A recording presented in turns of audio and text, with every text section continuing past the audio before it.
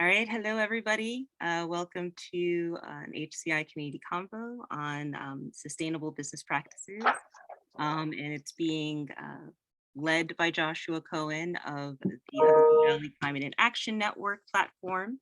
And also he is being joined by some panel guests here, some HCI member businesses. We have Daniel Hassan of Regenerative Real Estate. Right, we have Shanti Nagel of Design Wild, and we have Caitlin Murray of Opry. All right, so thank you so much. And I'm actually going to pass this over to Joshua. Thank you, Joanne. Hello, everyone. I'm Joshua, and I'm with the Hudson Valley Climate Action Network.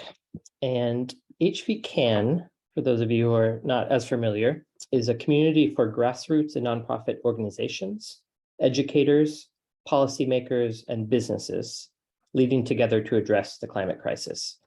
Through an online communications platform and engagement with partners on and offline across the region, we're dedicated to community building, knowledge sharing, and accelerated actions that lead to equitable local solutions here in the Hudson Valley.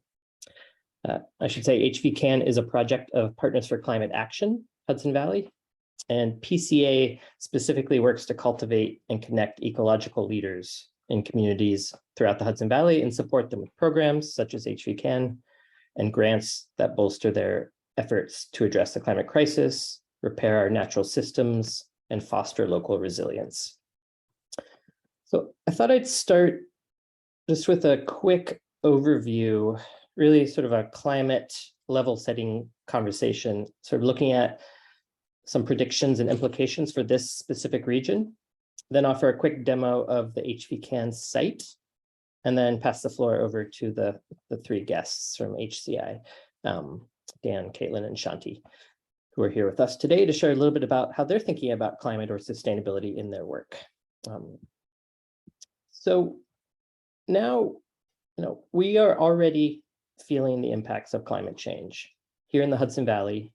Based on modeling from a report that we commissioned at PCA, we're anticipating that by the end of this century, that the number of 90-degree weather days, of which we currently have on average 5.6 days annually, will go up to 19.6 days by the next decade, and 68 days over 90 degrees by the end of this century.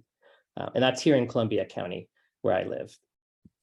This is at a sort of a higher emissions standard if we're not able to sort of curb our emissions, or a higher emissions scenario if we're not able to curb our emissions. And it's even hotter down in Nyack, Joanne, where you are, with an additional 10 days over 90 degrees beyond where we are here in the Mid-Hudson region.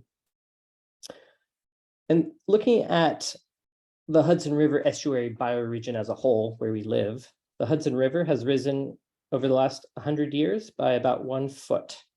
It's also tidal, as many of you may know. So on any given day, the water levels sort of rise and fall between 4 and 5 feet. With climate change, we are expecting to see the river rise another 6 feet by the end of the century. So even though we're not coastal here in the Hudson Valley, we are impacted by rising sea levels just the same.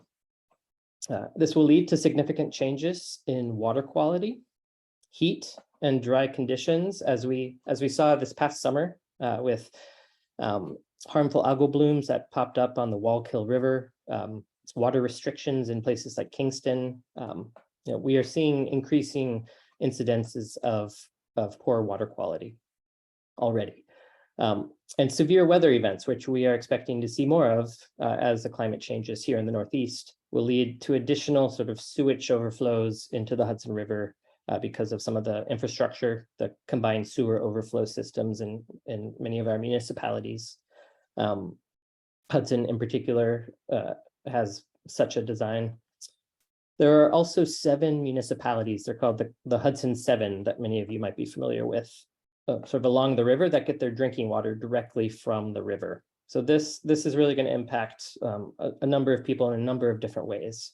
We also have key infrastructure along our waterways, such as water treatment plants, often sited right along the banks of the river or of some of the tributaries. So these are significant. There are significant implications for those who live and work along the Hudson River and tributaries, and it will impact commerce, transportation, disruptions in mobility due to flooded train tracks, for example, or roads that may shape sort of the places and reshape the places that we live and work. So we have at least 3 different business sectors represented here on this call, and each could be impacted by a changing climate. So from real estate, where all homes and buildings will need to transition off of fossil fuel under New York's Climate Leadership and Community Protection Act, or the Climate Act, to the fashion industry that may be impacted by both agricultural practices and manufacturing sectors, both of which will see challenges and opportunities as the climate shifts and regulations set in that will need to sort of make our products more sustainable. To landscape design and horticulture that will need to sort of adjust to changing weather patterns. Climate will impact what we can grow and cannot grow locally. And this will have significant impacts on businesses focused on sort of and designed around the existing growing or hardiness zone sort of planting schedule. And so plans will need to be changed and adjusted based on that. But it's not all bleak. We have tools that we can use to both mitigate climate change and adapt to a changing climate. There are solutions that we are very familiar with, and we're every day developing more solutions to address this.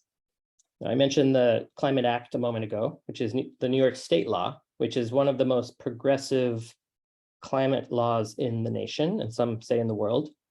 And policies like, just thinking about the fashion sector, the Fashion Sustainability and Social Accountability Act that New York considered this year, which would require global clothing and footwear companies to amend their practices to reduce their impacts on climate change, to practices that businesses can take to become more sustainable. Some are more direct with companies that provide renewable energy and energy efficiency tools, while others are thinking about how to examine their own operations to become more sustainable. I know many of you are thinking about this. Different sectors have different tools specific to their type of business. So I'll just really quickly mention a few. There's the environmental, social, and governance ESG investing, which is used to screen investments based on corporate policies and to encourage companies to act responsibly. There's a B Corp certification. It's a designation that I hope many of you are familiar with, that that is for businesses to meet a high standard of verified performance, accountability, and transparency on factors from employee benefits, charitable giving, to supply chain practices and input materials. Just thinking about other sectors like the hospitality, there's the Green Seal certification program that certifies hotels, for example. So each sector has different tools already in play, and many are being developed every day. So now, before I introduce the 3, and Joanne, I know you already introduced them, but before we introduce the 3 business members here with us today, I would like to just give a quick demo of the HVCAN site. We launched in early September. A few of you were at the launch event at Basilica in Hudson. Thank you, Joanne. And you are already logged in, which I appreciate. So for those who are not members yet, this is a free platform. It's not entirely dissimilar to the HCI portal, but I'd encourage you to go to hvcan.org and just register if you're interested. We want to have more businesses join. We have several right now, and the hope is to work closely with local businesses and even develop working groups, partnering with HCI and others to really sort of strategize together as a sector. So the platform, as you'll see, it has a member directory. It has, and this map shows you where the members live or work, depending on which address they've registered under. There's also an organizational directory. So if you can add your business to this section. If you scroll down, you see so far 32 organizations. It's a mix of nonprofits, government entities, businesses here so far. You can see where they're located. If you click on one of them, you'll be able to see a little bit more information. Good one to select. And there are users assigned to each one. So you can add yourself as a user if you want to list your business on this site. And it's just a way to search for organizations and businesses in the region. There's also, if you go up to the dashboard, this is the more interactive part of the platform. And if you scroll down, you'll see events that are posted here. You can post, it's sort of like a social media feed where you could add content here directly, and it posts from some of the other features on the platform. And it's just sort of the landing page when you log in, essentially. We have news stories. We also send out a weekly newsletter, essentially, to members that features organizations, features members, has a feature story. We try to be as relevant as we can with news happening here in the Hudson Valley specifically. If you go to the events, you'll see we have a calendar of events here. It's really a mix of different types of events. I'd say most of them are environmentally focused. People can add their own event. And we're finding this is really helpful to just cross-check dates if you're organizing another event. And we try to keep this up to date as much as possible. If you go to the, let's see, under what's happening, what else is there? You'll see the news section. We also have a jobs and volunteer board. So you can post any, if you're hiring, you can post a listing here. You can also find a job. We're hoping as the platform expands that we'll have more volunteer opportunities available. And if people are organizing different types of projects, that they'll be able to source volunteers directly from this platform.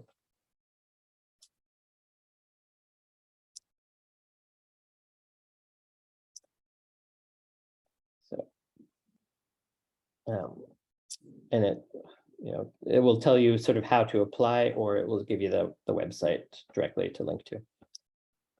We have the working groups section, which is,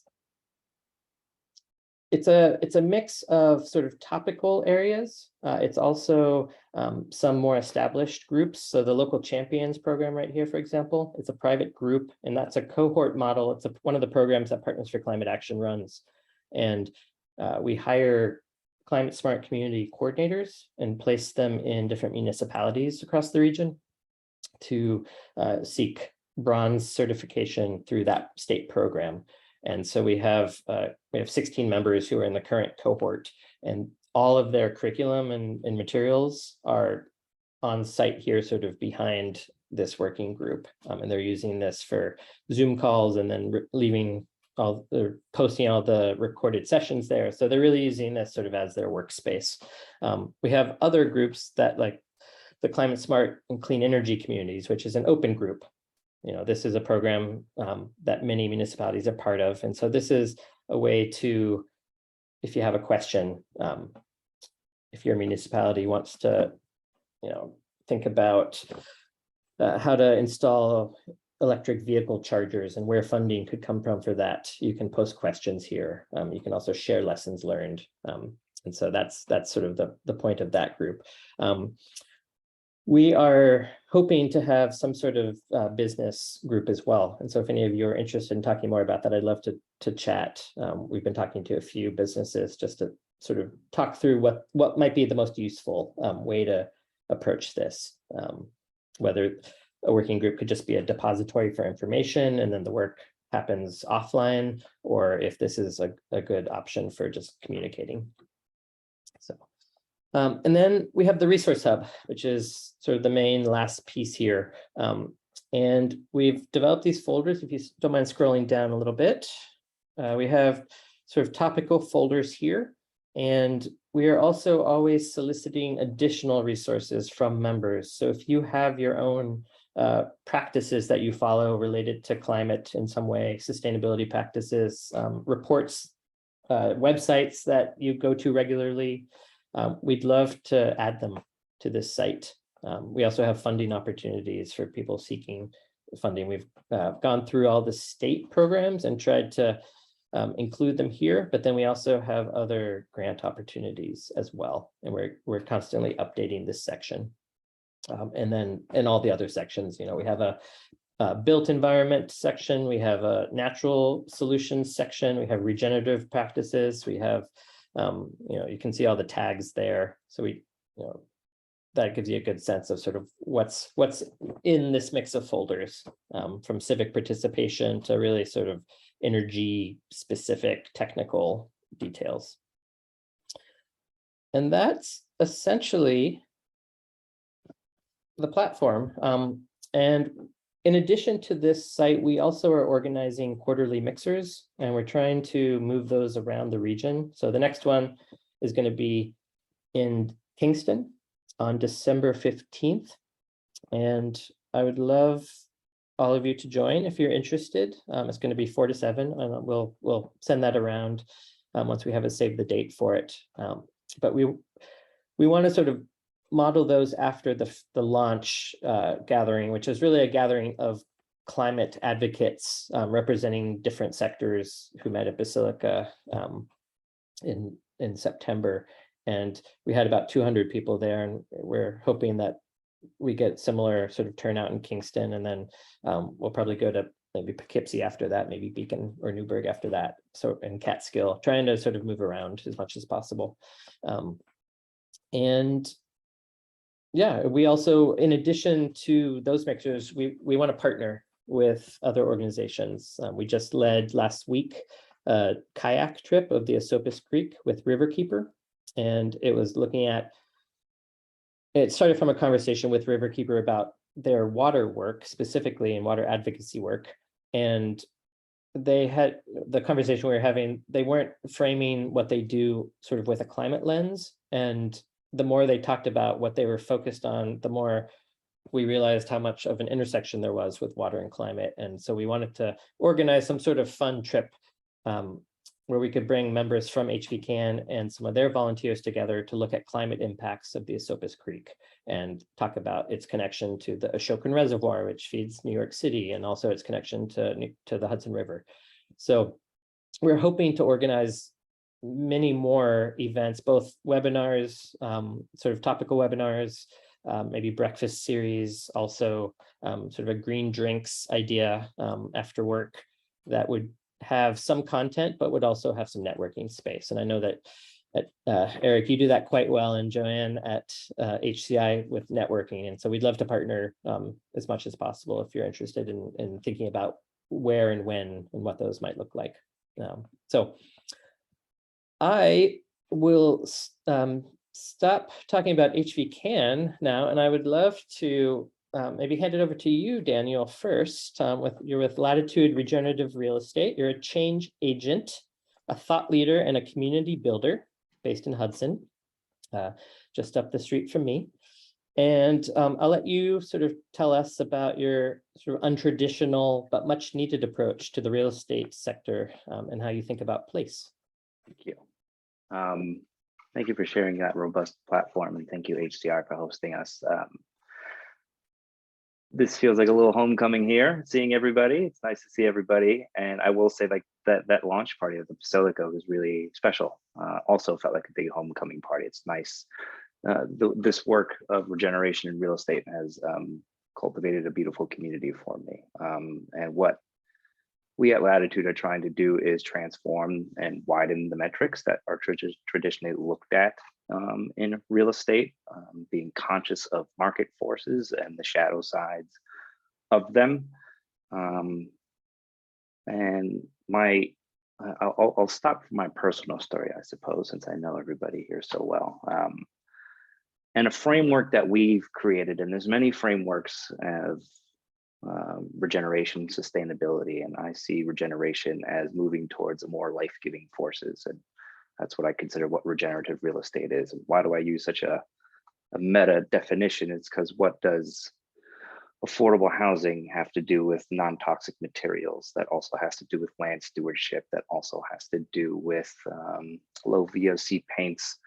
It is this trajectory and motion towards healing, in my opinion, of culture and environment and community that is necessary and not often talked about in a hyper-capitalistic world such as real estate.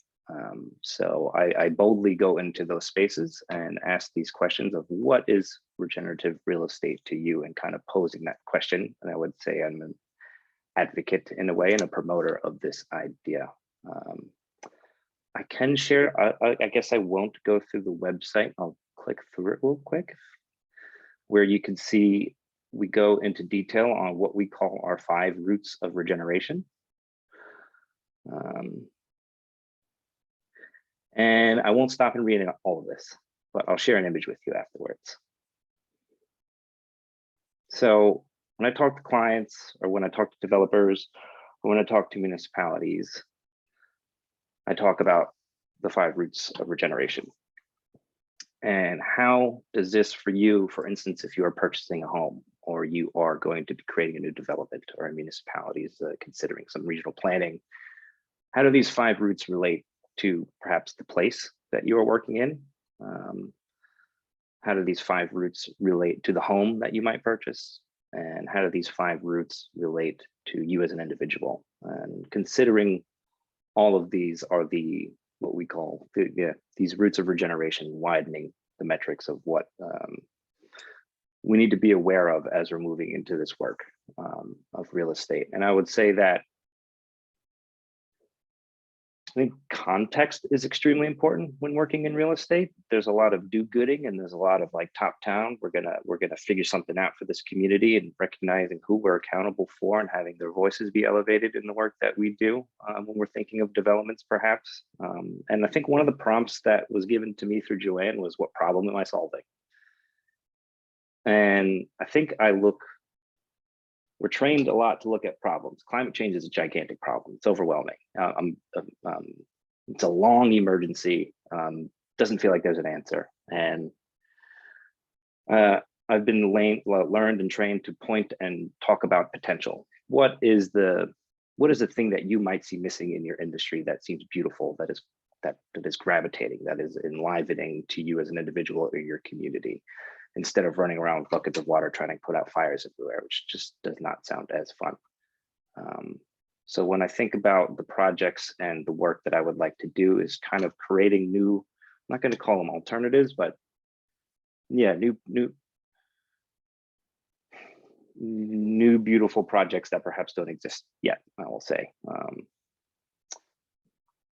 And the idea of climate, it's funny, I talk so much about regeneration, but the word climate doesn't come out of my mouth as much anymore. But I think here in the Northeast, and Joshua, I think I heard you mention this at Basilica, the Northeast is a resilient place. I think when I first moved up here, it was a kind of run for the hills moment, leaving New York City, thinking that, oh, there's water up here, it feels safe, soil, there's 1 minute, thank you very much.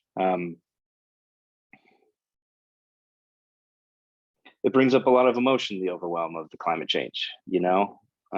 34 now, went through a big ride in my 20s of feeling like the world wasn't going to exist at this point in time.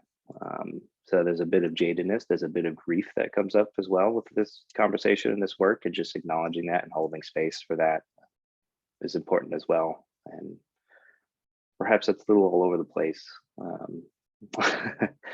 And yeah, I'd say, so everybody knows what sustainability is. We're trying to move beyond sustainable. Sustainability was an important movement. Right now, it's a slower way to die. You're still walking in the wrong direction. Regeneration is, what is the net positive? How can we turn this around? And just posing that question over and over again in brave spaces is what I'm trying to do in the real estate world and with clients. Thank you. That's time. Thank you. I love you, Daniel. Chante. Thank you, Daniel. So speaking of regeneration, I'd love to introduce you next, Shanti. You're with Design Wild. You're a trained horticulturalist and skilled landscape designer, as I understand, with experience in both rural and urban agriculture. I believe that you're also a former Good Work Institute fellow. And I learned earlier this afternoon that you also attended a Waldorf school as a child through Who told you? Bob Dandrew mentioned that. Oh, Um, yes, sorry. so yeah, I'd love to hand it over to you and hear a bit about your work.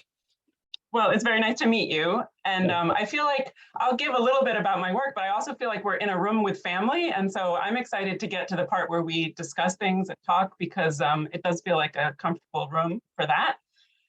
So wonderful to see you all tonight. So yes, all of that is true. I think it's interesting. The Waldorf thing really does inform a lot of what I do in the covert sort of background, which is that I think I'm not only working for climate, but also for the fairies and the elves. But anyway, I think my work is all about climate, and we are designing landscapes and public space and places for people to be. But we're constantly in the climate space. And so I think what again, back to Joanna's question of what are you solving or what are you working to solve?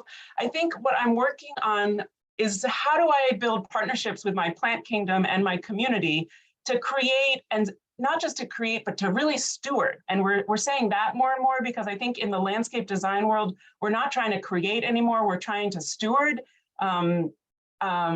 our surrounding landscapes and our human landscapes in a way that supports us into a future that we can live on Earth. Like, that's what it comes down to for me.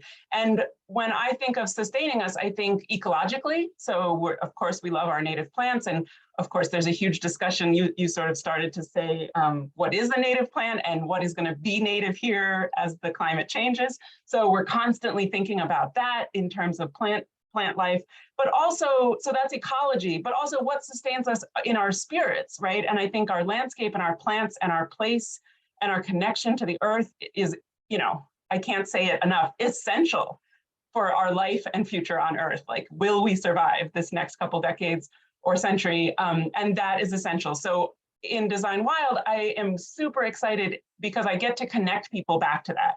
And it's sometimes in big ways and overt ways, but often it's in small covert ways. And we do a lot of public space in Manhattan. So creating these wild spaces where people have to interact with something that reminds them of something right deep inside their human person when they used to live in meadows and forests. So can we connect people to that moment so that they have peace, even for a moment, in their spirit, and also remember that they belong here on Earth and that there is a future for them here. Also, of course, we can build landscapes that sustain us physically. And I do have a background in agriculture. We like to grow food, but also, I mean, how will we shelter ourselves? What can landscape professionals be planting in the landscape that's going to sustain us in the future? I did just go to, I know it's very trendy, but I did just go to a conference on pawpaws. And it's like, I don't think they're going to be a huge agricultural crop. You heard it here from me, you can quote me. But I do think that they're an interesting thing to have in our landscape. And how do we build perennial, right, edible landscapes that will sustain us? I want to grow like nut trees through Manhattan. Like, I don't know. But my industry and the people that I love and talk to all the time are plant people who are thinking and talking about this constantly. Did I answer the question? What was the question? Yeah. So I'm excited about all that stuff. And I think, I wanted to hold up a few things from your presentation, which is that the climate, like Daniel said, the climate stuff is incredibly large. It's overwhelming for those of us who feel it all the time, which I'm sure is everyone here in this room. The grief is intense. The mourning, I think we're looking for ways to mourn in community more. And so I'm looking forward to doing that with everyone here in this room. But also what I've learned from disaster, the bits of disaster that I've experienced is one of the most important solutions is community, is just knowing your neighbors. And so thank you so much for the website and the work that you're doing, because if we are completely overwhelmed at the end of the day for any tangible solutions, if we know our neighbors and the resources that they have, that's the world. Okay, I'm done. Love you, Shanti. Thank you. Thank you for that. No, I agree 100% about that community piece, really knowing your place and your neighbors. I mean, so critical to the work that we all do. And thank you for bringing magic into it as well, and the fairies and the elves. Wait, are you a Waldorf parent or child or? I'm actually a Montessori parent. Okay, But I different. appreciate Waldorf education. I'm a friend of Waldorf education. I'm curious, Shanti, did you learn eurythmy? A friend of the elves is what you're saying. Of course. You want to do it? It's best done as an adult. It's best done at a bar. We can talk later. I don't know what that is, but I'm excited to learn. Eric, I feel like you're going to love it. That might be an interesting group activity. I like where this is going. So, Caitlin, you are with La Vie Après l'Amour, or Life After Love, an upcycled clothing company focused on sustainability. From the Hudson Valley to New York City to Paris, and now back again to us in the Hudson Valley. I'm going to hand it over to you to tell us a little bit more about what you're working on. Thank you, Joshua. And thank you, Daniel and Shanti, for sharing. And actually, Daniel, I want to thank you because you have got me to think, I was originally thinking in sustainable terms, right? And you have got me to think of like how I can put back more than I'm taking away and not just sustain. So grateful for that. So my clothing brand is an upcycled clothing brand. So I take clothes that have already existed. So it's called post-consumer waste. So you've already worn it, you've thrown it out, you've put it in a thrift store, and I take it and I rework it in some way. I spent 8 years working for a luxury fashion house doing merchandising. And in merchandising, you're trained to buy at like a 60 or 70% sell-through, meaning you know that 30 to 40% of your clothes or whatever you're buying is going to be thrown away, is going to be put on sale, is going to be marked down, what have you. And that's a good sell-through. 100% sell-through means that you have missed opportunity, and that's always bad. So I was always a lean buyer, but I also saw the waste that was going on at the end of the season. And I worked for a luxury house, and it nearly killed me to know that stuff was being sent to the incinerator. Yes, it was happening. It still happens. For my current company, they're not doing it anymore, but they don't know what to do. Companies don't know what to do with their waste. And that's just a small subset. Something came up today.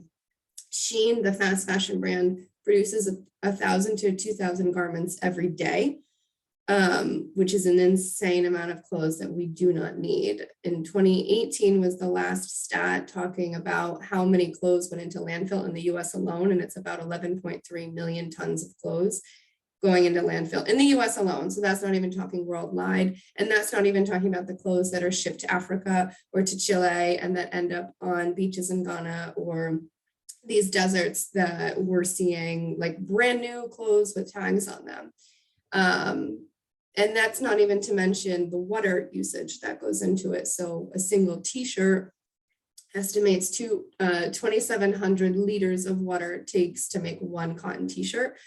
And that's about what the average person drinks in a 2.5 year span. And the World Wildlife Fund is estimating that by 2025, that 2/3 of the world's population will not have access to clean drinking water. And the people who will not have access to clean drinking water are the people who are sewing our clothes, or the people who are making our fibers, are the people who are being exploited to get us the cheapest shirt possible. So all of that has led me to do what I'm doing, but also do it in a way that is very much influenced by French culture and Parisian dressing, and everyone just looks chic all the time. It's like they're born with it. So I wanted to bring that to the Hudson Valley because one, I'm from here, but also there's not a lot of like places to shop here, right? Like you're going to Kohl's or Old Navy, or I don't even know where people shop. I only shop at thrift stores, so I don't know.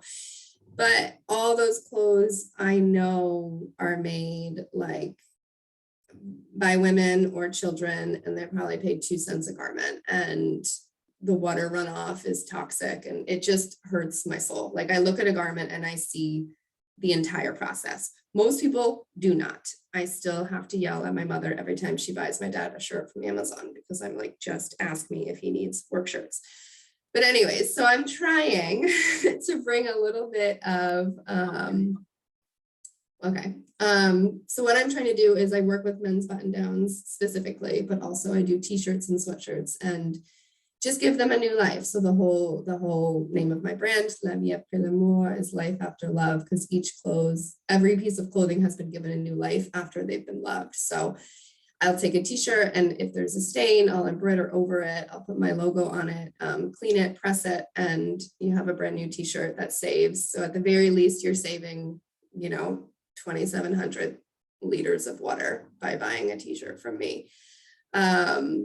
So that's where I'm at. I'm trying to do everything as best as I can, as most regenerative as I can, sustainable as I can. And I want to incorporate all facets of my business. I want to open a store. I want it to be fully regenerative. I want to have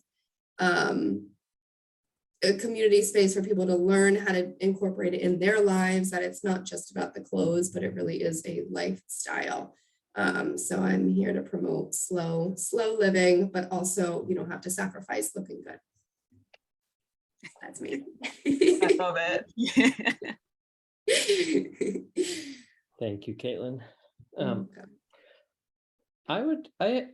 I have a couple questions that I would love to ask maybe each of you one question and then open it up for more questions. How does that sound? Yeah. Actually, I'm sorry. Yes. Before you do that, can we just give an opportunity for Katie and Georgie to just quickly say like what your interest is in being here? Georgie, I already kind of know, but just real quick. Georgie, why don't you go first? Hi. I'm interested in, I don't even think sustainability is not the word, but yeah, regeneration, connection, and community, and just feel energized by finding other humans out there who are excited about this conversation and just moving out of, overwhelm and into actionable ways that we can just transform things at any scale. So I'm just excited to hear what everybody has to say, and thank you for sharing. And don't you work in this space? You want to? Oh, I do. Yes. Also, yes. So I'm right. So I do work. I work with the earth. I'm a landscape designer. My background is in landscape architecture with a focus in ecological design, systems design specifically. So I'm very interested in plants. I'm very interested in water and sort of bringing the natural world into our everyday lives and sort of daylighting these systems, making them visible, making them beautiful, making them interactive, with the hope that the more contact and connection that we cultivate, the more we will feel love for these places and want to steward and protect them. So that's where I'm coming from. And I love my work. And yeah, thanks for listening. Sweet. Thanks for being Yeah. here. Katie, how about you? Yeah, hi. Well, I saw it advertised and I thought, I know almost all these people and I love what they're doing. So I thought I definitely want to hear what's going on. I am an architect locally and in the city.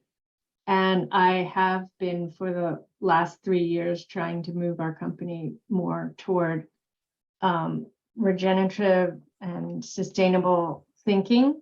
There's, I don't know, Daniel, if you know about the Living Building Challenge, but that's definitely exactly what you're talking about. It's like, it's not just sustainable lead stuff. It's like, how can you reach out into every aspect and actually be climate positive as opposed to just neutral. So yeah, so I'm really excited about that. And we had a breakthrough recently where our marketing, the owner of our company approved a new marketing message for our company, and it included sustainable. And in like 3 words, sustainable came up, and I thought, okay, now we have our marching orders. We can do this without like hiding it. Cool. We can really talk about it. So I'm excited about that. Good. And I also am really interested in what's going on locally, because I think that's the best way to make some impact and find out Yeah. what everybody else is doing near you. Yeah, absolutely. Thank you for being here, Katie. Thank you. Back to you, Joshua. Thank you, and apologies. There's some very loud children out my window at the moment. So I've been really interested in how all of you have been telling your story, and maybe Caitlin, I'll start with you with this question. You know, you talked about the impacts on water and waste in the fashion industry. I believe that the fashion industry is also responsible for roughly 8% of global greenhouse emissions, which is pretty significant for one industry alone. I'm wondering, I think in the way you talked about supply chains and all of these issues, I'm curious how you convey those elements to your customers or to your colleagues. How do you talk about this work with the public and with others who are interested, or within the fashion sector, if you have other colleagues that work in that space? I'm just curious how you talk about it. Yeah, I mean, I have a manifesto that I bring with me to events, and it kind of explains everything I just told you about the water waste and about the textile waste, and that's the why. I don't hide it. Pretty much what I told you all is where I've been sharing with others. And you know, when I first start like going to pop-ups and started speaking with people, I kind of told them my journey of how like I was thrifting back in college because I didn't have any money, and then I started realizing like there's so many men's button downs out there. Every time you go into a thrift store, there's like hundreds of men's button downs, and kind of just like the story of my journey of why I work with them. I'm like, they're really good cotton. Did you know that it's like incredibly, you know, toxic to grow cotton and water waste and all of that and to dye it? Denim is another big player too. And there was that documentary about it not long ago. So it's kind of, I mean, it is the core. It's on my site and my About Me. Talks all about, again, why I do what I do. It's always at the forefront.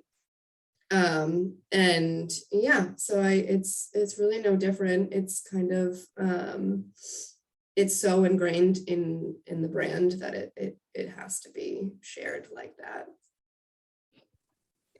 Great, thank you. Shanti, what about you? How do you find new customers? How do you talk about your work and your designs, other than just creating beautiful spaces, which everyone wants more of, and I'm sure people are seeking you out for that specifically? Do you talk about pollinators? Do you talk about integrated pest management? How do you talk about horticulture and regenerative practices, to sort of really convey what your goal is with this work? I think this is an interesting question. I think if anyone knows me, they know I'm a damn hermit. And so if I don't have to talk to anyone, then I'll do that. No, I'm just kidding. I've also been, I also want to say that Caitlin's Instagram is amazing. And I'm going to talk about Instagram also, because if we could all be as fly as her and not contribute to any of that water waste, I'm re-reviewing all of my fashion choices.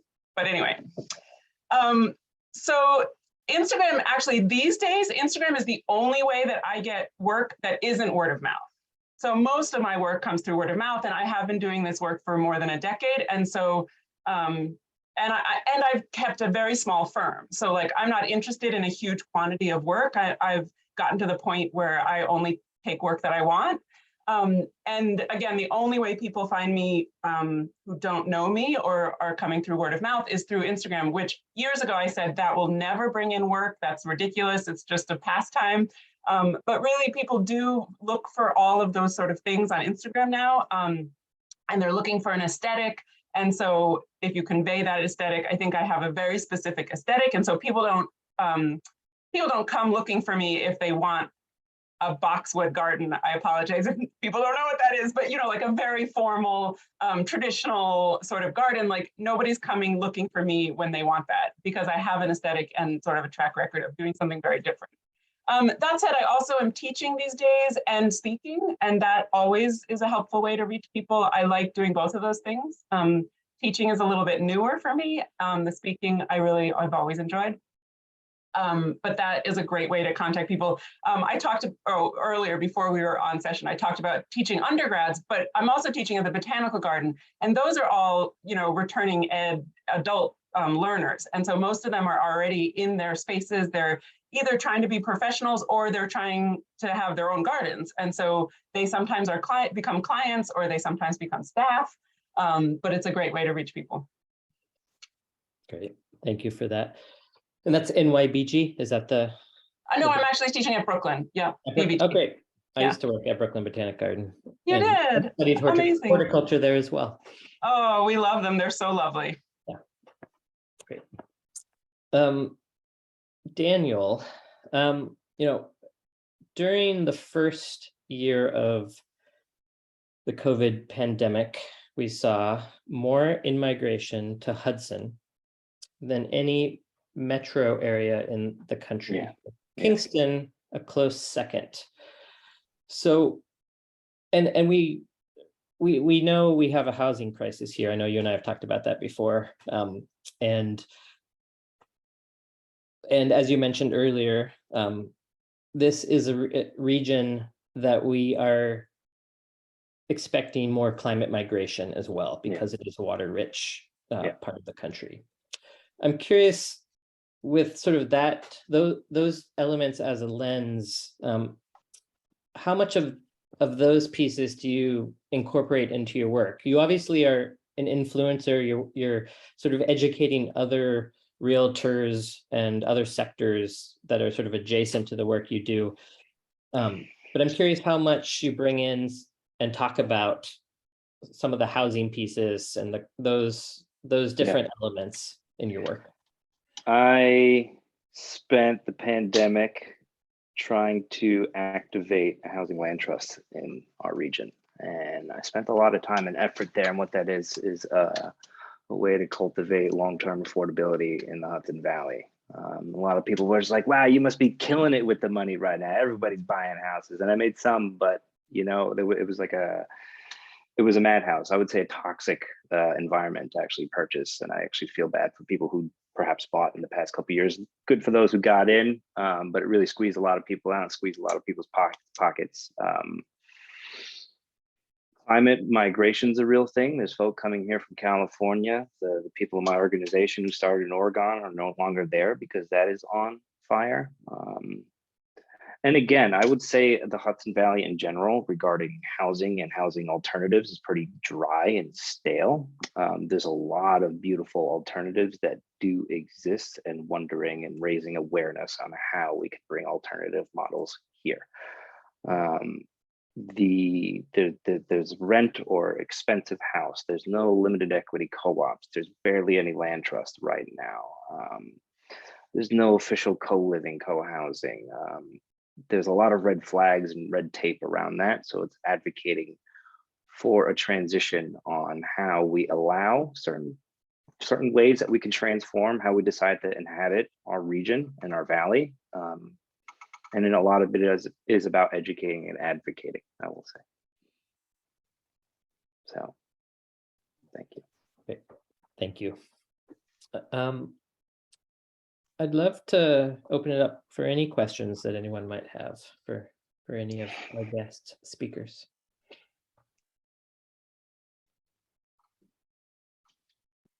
I have a question because I didn't realize that there was like a climate diaspora happening. So I'd love to hear more about that trend. And did it start during the pandemic? Was it starting earlier and the pandemic accelerated it? I'd just love to hear more about people migrating to the Hudson Valley. It's inexpensive here. So what's inexpensive the $500,000 house is very expensive, inexpensive to those in California. And when life starts to feel quite literally too dry out there and painful and dangerous, this region, particularly because of our watershed, I would say, is very appealing. But that influx of people coming here has dramatically raised prices of homes, which made living very difficult for those who currently live here. And you can look across the world and see that it is causing havoc and pushing people outside of countries, quarters of countries, and they're needing to move and having a hard time relocating. So it's certainly happening here for various reasons, economic and climate, I would say, reasons. And also it's awesome here. So people should come here too for that. Like, it's not just like, let's just be here to be resilient. Like, it's so beautiful here. And people are starting to, it's beautiful here. Yeah. So, Oh, yeah, go ahead, Shanti. I was just going to add to it, which I just think like, if we're preparing for climate change in the future, like the movement of people across the globe is going to be tremendous. And it already is. And I don't have the numbers, but it's overwhelming, right? Huge parts of the world are going to be uninhabited. And that includes parts of our country. If you Google, and we talked about like, oh, we feel safe here. It's like, you know, there's water and it's the climate. We don't have any super extreme weather, right? We don't have hurricanes at the moment. We don't have earthquakes. But if you Google like best places to live through climate change, like our region comes up, and anyone who Google can find that, right? And so people is all I'd say. Yeah, and I'd add that when word gets out too that New York State passed last year a ballot measure to guarantee the right to clean air and clean water and a healthful environment for all New Yorkers. It's now part of our state constitution. wow. There's like a real commitment here in the state to really preserve and protect what we have. And that's really rare. There are a couple other states that have that, but thinking about natural resources and livability, I think New York State is certainly a place that people are going to want to be. And all that makes affordable housing like so deeply critical, because people who are moving at this point, we call it a diaspora or refugees, but they're not poor, right? People who are moving here have means. And so what they're doing is displacing local population, of course. I was researching a story on affordable housing in Westchester and learned that it's a very relative term. And I was like, this is not affordable. But then the thing that I also wonder is, are certain areas being concentrated with this migration? Because I think about like, say, Western New York. I imagine that there's so much land there because there isn't anything to do, you know, so are there just certain areas of the Hudson Valley that are starting to like get packed in while other areas are still being overlooked or ignored at this point? I can only comfortably speak for the Hudson Valley. I don't know Western New York so well. I'm not sure what's going on there, but I think all of the Hudson Valley had a pretty big increase in population and people cramming in here as much as they could.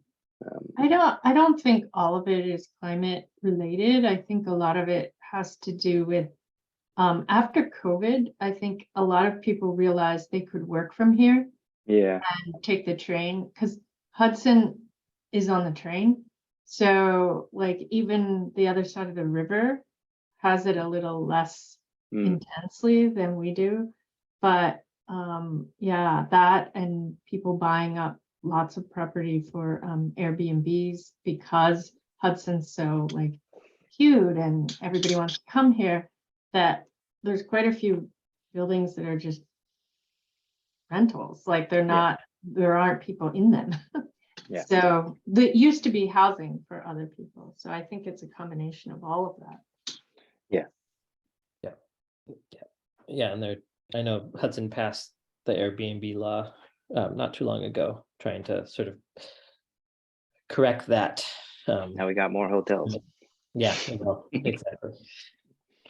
I have a question about my biggest concern is about the farms here and what they look like. I'm curious because Shanti, Caitlin, and Daniel, and I'm sure others have like connections to farms, and I know we don't have a farmer on the panel, but I feel like that's a big core of the Hudson Valley, and I'm curious how where everybody's talking about that, because I don't see many greenhouses like you see in Vermont.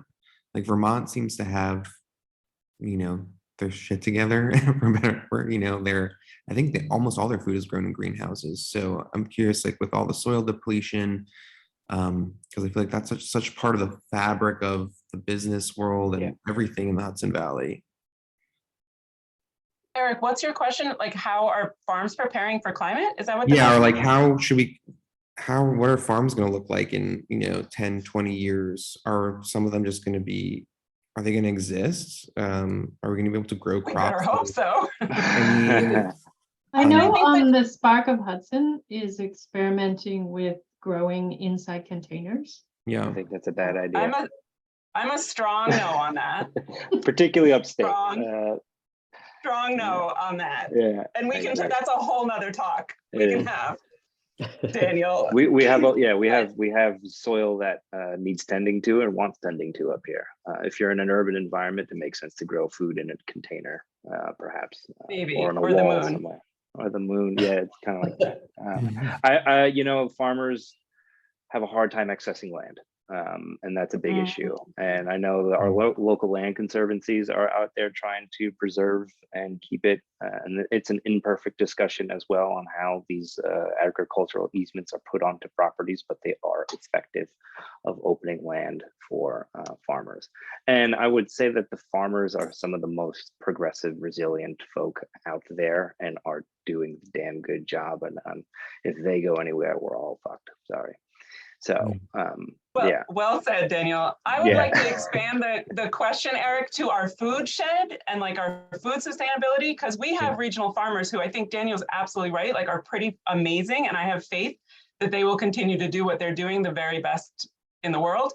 But I just hosted some New York City farmer gardeners this weekend, some of you may have seen, and we're talking like, what's the food shed look like for New York City? And the Hudson Valley supplies food into the city, but of course we don't supply the majority of it. So what happens if our crop failure, you know, like if our food from California and the Midwest change, if our petroleum and, you know, transportation changes, what does the food shed look like here in New York State? And it's, I mean, you can't go too much into it because it's a little terrifying. But I do think that what Daniel's saying, like actually affordable housing and access to farmland, we need to make radical changes real fast on how people get access to that and how we like scale people up to be growing food. But the ones doing it now in the county are amazing. So let's rely on them. I want to elevate a fellow who's not in the room called Andrew Faust, who just created a permaculture living land trust, which is basically trying to combine affordable housing, removing stuff from speculative market, but combining it with permaculture ethics and permaculture principles, and trying to get the Hudson Valley region to plan and remove certain parcels of land, particularly for food production and how that and its relationship to New York City, and perpetually remove it from development and utilize it for perennial growth crops. He's really trying to emphasize nut trees, hazelnuts, vines, and stuff like that and wanting the municipalities to respond to our beautiful soils that we have up here and not to plan accordingly via perennial food production in the Hudson Valley, I'll say. Yeah. So I want to be mindful of everyone's time. We're a couple of minutes past 6 p.m. This is, no pun intended, a very fruitful conversation. Yeah. And I kind of anticipated that it would be because everyone here is very passionate. I'm kind of a fly on the wall. There are a lot of words and terms and names that are brand new to me, and I'm fascinated. And so if it's okay, I'm going to send out like an email thread. Different speakers mentioned different resources, and you know, this Andrew Faust, and you know the book that you're covering in your class, Shanti, and all of that. So it'd be great to, on that thread, people share those different resources so people can follow up on that. Please join HVCAN. I will, you know, make sure that link is in the email thread so you can all join the platform there and continue the conversation there. Sounds like we might have a thrifting trip in our near Yeah, future. I'm very down for that. Yeah, that sounds, Yes. yeah, especially since I just got over my mental block of buying secondhand clothes. So I would love to do that. It's a hard one. Yeah, It's I a don't know. hard I one to just get have this over. energy. I'm like, who wore this? But I know. I'm over it. I'm over it. But anyway, yeah, so I'd love for us to all keep in touch and, Oh, yeah. speak Joshua and, the rest of the panel about maybe a number 2 question, convo or that kind of a thing. We'll kind of keep it going. Yeah, I'm sorry, Shanta, did you want to say something real quick? No, I'm fine. Thank you so much. Yeah, no problem. Thank you all for coming. We really appreciate you being Thank here. you. We're we recorded this, so this will live in our video library for our Growth and Premium members. I will email everybody shortly, and looking forward to staying in touch. Thank you so much, Joshua. Thank you, and everyone. Yeah. Thank you, Caitlin. Joanne. Thank you, Eric. Thank you, Okay, see everyone. you all. Nice seeing Thanks, you all. Thank you. guys. Have a great night. Bye-bye. Bye.